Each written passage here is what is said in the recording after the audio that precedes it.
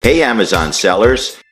With over 1 million views and top videos surpassing 20,000 views, we're here to help you succeed. Since 2016, we've been your go-to source for solving Amazon seller challenges. And in 2025, we're bringing you the latest updates to tackle your biggest obstacles. Here's one of our most watched videos to rewatch.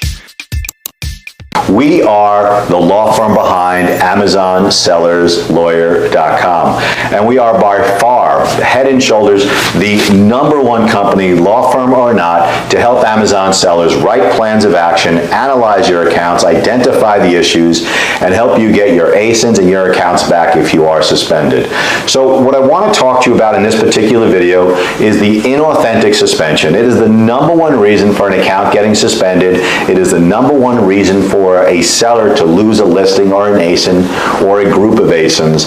And Amazon is not accusing you necessarily of selling an inauthentic product. It's kind of a misnomer.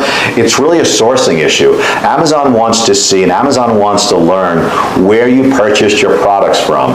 And the best case scenario is where you trace it back to a distributor who can go all the way back to the manufacturer. But if it's your basic inauthentic suspension, all you need to do is gather your invoices or your receipts and show where you purchased it from to show that they are most likely genuine products. Now, Amazon will tell you, you can read online that you are allowed to redact information. I highly suggest that you don't redact anything. And in fact, what I'm going to talk to you about today are a whole list of issues that you want to make sure that you have in your invoices when you submit them to Amazon. So please watch the entire video. I'll try and make it short and sweet and keep to the point, but it's really important that Amazon sellers know what they need to have on their invoices, both before they submit it and even when you're sourcing your products. You may want to look at your distributor and say, okay, let me see what your invoices look like, because I may need to show this to Amazon one of these days. So here we go, and please watch through the entire video, because each tip I think is vital. I don't think any one aspect of your invoice is more important than the other, but here are just a couple of things. One, the name on your invoice. It should be the same name as your Amazon account, okay, if at all possible. Now that might seem a bit silly, since a lot of people and a lot of companies have corporations that are doing business as an Amazon account under a different name. ABC Corp selling as like world's greatest seller or something like that. It's much better when you're sourcing your products. It is much better when you're sourcing your products if the invoice is issued to the same name as the Amazon account. So if you haven't been doing that, that's one of the tips of many I'm going to give you during this video, is to source your products and have the invoices made to the same name as the account so it matches up. You also want the address on your invoice to match the address on your Amazon account. It shows that it's one business, and it shows that it was really going to you. Amazon has learned over the last 20 years that people will source and ship to different addresses and buy and sell.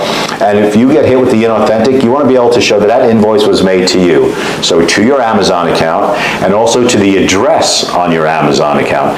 And the same thing goes with your phone number, okay, and also the website. Everything should match up. Now, here's something odd. I was really stunned when I learned this, okay?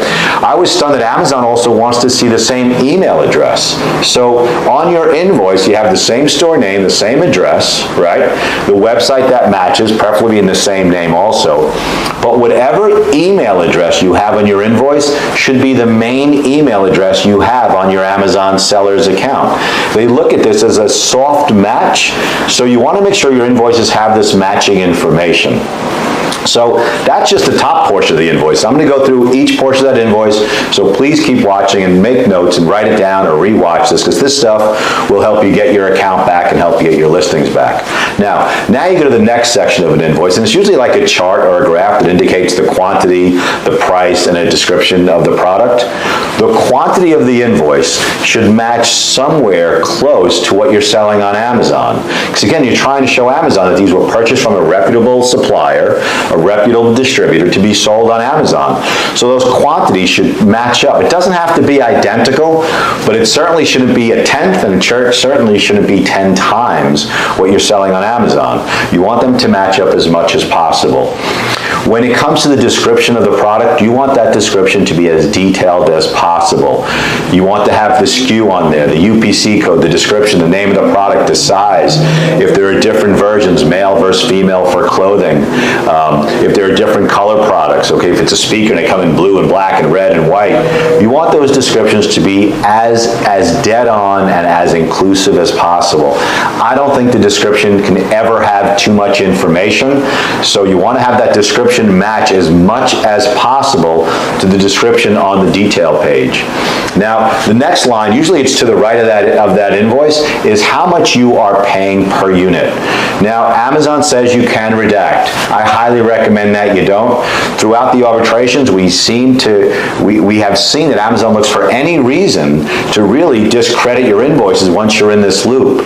So don't redact the prices, and the price per unit should be in the realm of reality. It shouldn't be too cheap. It shouldn't be too expensive where you're losing money. It should be what the wholesale price is really for just about any seller, and there's a range.